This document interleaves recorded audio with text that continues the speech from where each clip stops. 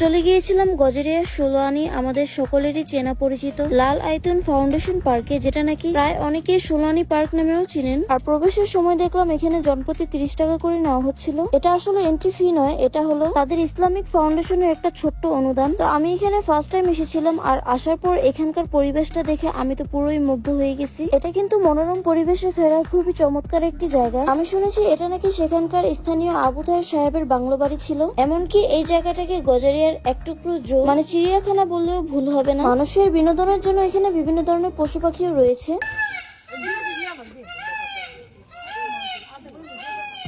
অনেক দূর দূরান্ত থেকেও মানুষ এখানে চলে আসেন শুধুমাত্র এই মনোরম পরিবেশে ঘেরা জায়গাটাকে উপভোগ করতে। এইখানে কর্নারে খুব বড় মাপের একটা অ্যাকোরিয়ামও ছিল। কয়েক ধরনের বেশ রং বেরঙের মাছও এখানে ছাড়া হয়েছে। সবুজ পরিবেশে ঘেরা এবং বিভিন্ন ধরনের ফুল বাগানের আদলে বাড়িটা দেখতে খুবই অসাধারণ লাগছিল। এরই মাঝে ছিল বিশাল বড় এক পুকুর। সব মিলে এখানকার ভিউটা আমার কাছে খুবই ভালো লাগছিল। এই ভিডিওটি কে কোথা থেকে দেখছেন অবশ্যই কমেন্ট করে জানাবেন। আর এই অসাধারণ ভিডিওটি যদি আপনাদের কাছে ভালো লেগে থাকে অবশ্যই একটি লাইক দিয়ে ভিডিওটি শেয়ার করে দিবেন, যেন অন্যান্য এলাকার মানুষও আমাদের গজারিয়ার সৌন্দর্য দেখে উপভোগ করতে পারেন।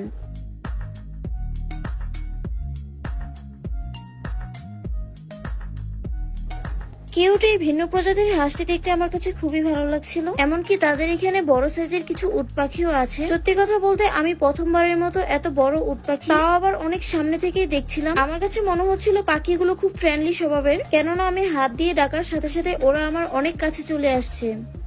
মাশাআল্লাহ, এখানকার হরিণগুলো দেখলে আপনারা জাস্ট তাকিয়েই থাকবেন। এত সুন্দর জীবগুলোকে পর্যবেক্ষণ করতে গিয়ে দেখা হয়ে গেল আমাদের গজারিয়ারই আরেক কন্টেন্ট ক্রিয়েটরের সাথে। উনিও আমার মতো গজারিয়ার সৌন্দর্য নিয়ে ব্লগ করেন। ওনার পেজের নাম হচ্ছে আনোয়ার ব্লগ।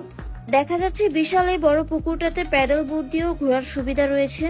অন্যদিকে বিশাল বড় এই খাঁচাতে রয়েছে রং বেরঙের কিউট এই লাভবার্ড নামের পাখি। এরই মধ্যে হঠাৎ করে এই ভাই আমাকে চিনতে পেরে উপর থেকে হাই জানাচ্ছিল, তাই ভাইয়াকে একটু শুটে নিলাম। আল্লাহর দেওয়া অপূর্ব সৌন্দর্য ঘেরা এই পাখিটি দেখতে কতই না সুন্দর। এমনকি এখানে আরো কিছু সুন্দর সুন্দর ময়ূরও ছিল। আমি কিন্তু ভিডিওর প্রথমে ময়ূরের ডাকের একটা ক্লিপ আপনাদের দেখিয়েছি। এক কথায় সব মিলিয়ে এই জায়গাটা বাচ্চা ও ফ্যামিলি নিয়ে ঘোরাফেরা করার মতো বেস্ট একটা জায়গা।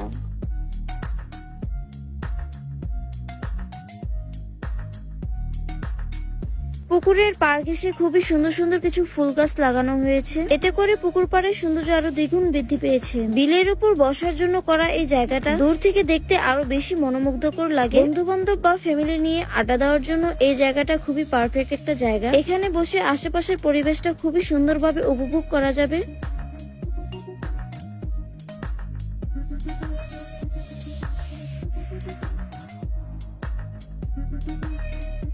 এখানে আপনারা বিকেল বেলা আসলে সূর্যাস্তের আগ মুহূর্তের এত সুন্দর একটা দৃশ্য আপনারা নিজ চোখে উপভোগ করতে পারবেন। এই জায়গাটা ঘুরে দেখতে দেখতে আমাদের বিকেল গড়িয়ে সন্ধ্যা হয়ে যাচ্ছিল, তাই আমরা বাসায় যাওয়ার প্রস্তুতি নিয়ে ভিডিওটা এই পর্যন্তই সমাপ্তি করি। তো আপনাদের কাছে ভিডিওটা কেমন লেগেছে অবশ্যই কমেন্ট করে জানাবেন। আর পুরো ভিডিওটি দেখার জন্য ধন্যবাদ সবাইকে।